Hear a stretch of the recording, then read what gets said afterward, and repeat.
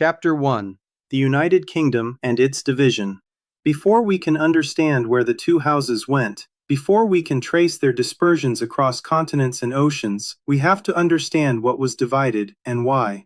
Most readers of the Bible treat the division of Israel as a political footnote, a family feud, a young king who made a bad decision, but that reading misses everything. The division of the kingdom in 930 BC was not a geopolitical accident. It was not a failure of diplomacy. It was not the miscalculation of a foolish young king named Rehoboam. It was prophetically encoded in the architecture of the covenant itself, written into the fabric of redemptive history before Rehoboam ever opened his mouth to answer harshly. The fracture was ordained. Its purposes were larger than any of its human instruments.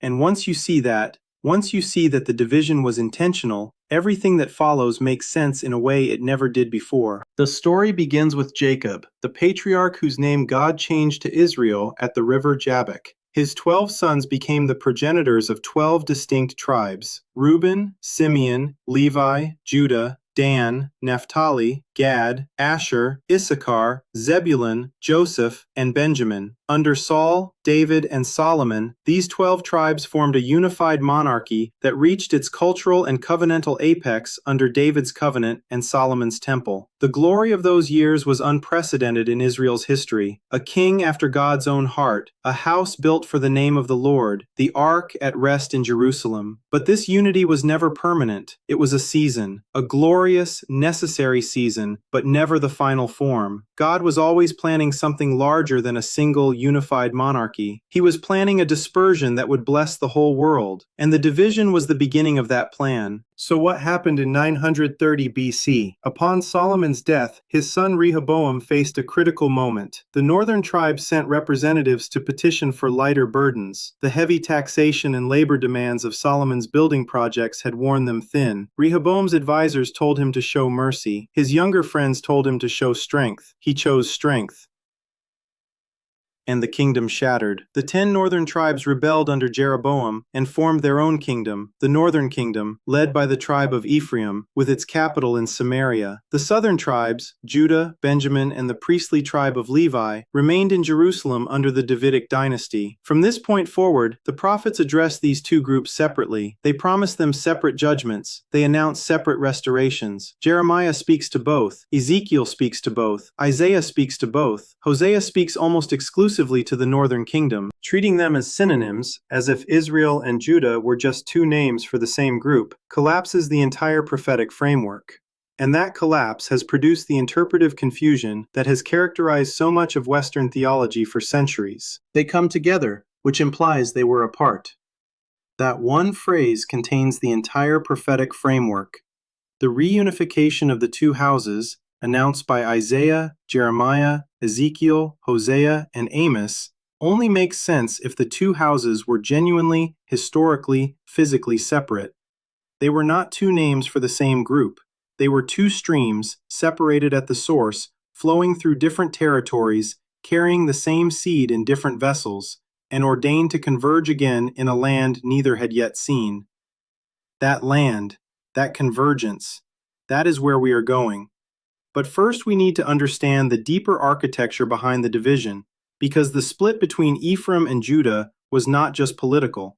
It pointed to something even more ancient.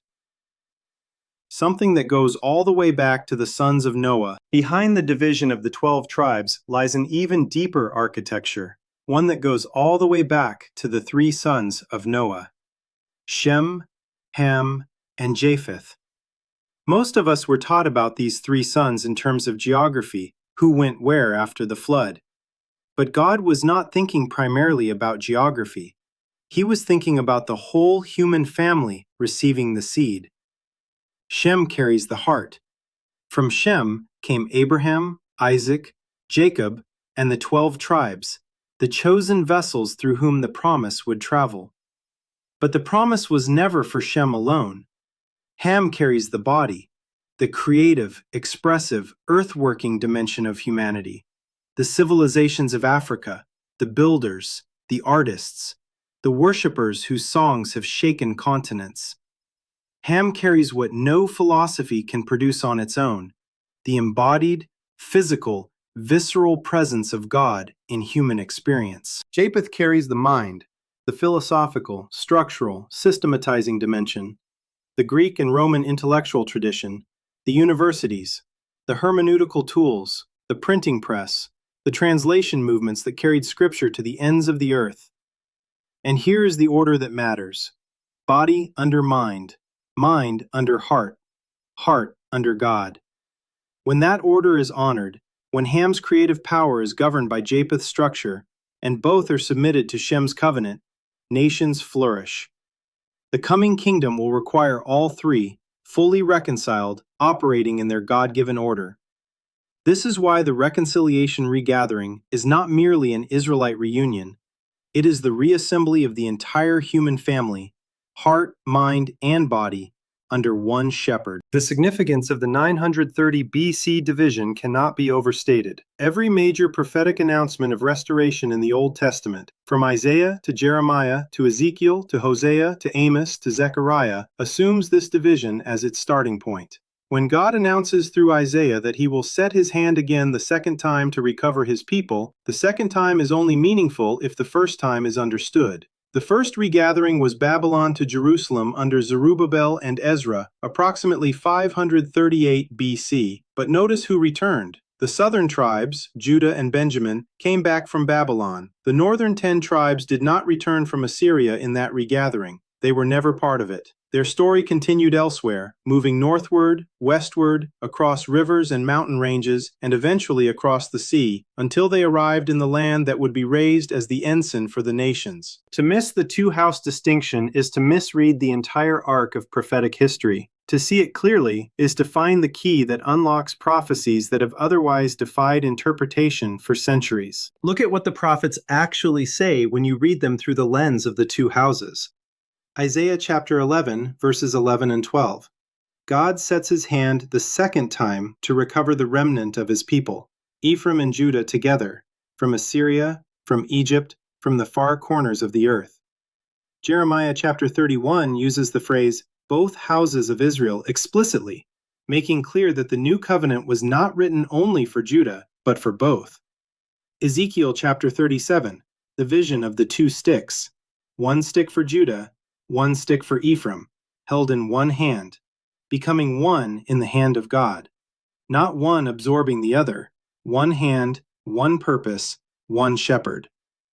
Hosea speaks almost exclusively to the northern kingdom, calling Ephraim not my people in judgment, then promising that in the place where they were called not my people, they would be called sons of the living God. Every single one of these texts has been read by Western theology as applying to the church in general, or to Jewish people in Israel, or to some spiritual abstraction. But what if they were pointing to something physical? What if they were pointing to a literal geographic convergence of two literal people groups in a specific land at a specific time? What if they were pointing to America? Chapter 1 has given us the foundation: one nation, 12 tribes, one glorious unified kingdom, and then a fracture that was never an accident, never a failure, always a plan. Two houses, two streams, two dispersions yet to come.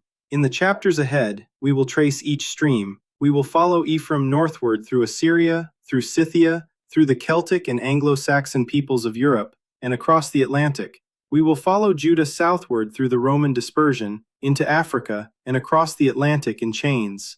And we will watch, in awe, as God brings both streams to the same shore. One seed, two families, one nation under God. The key is in your hand. Let us keep reading.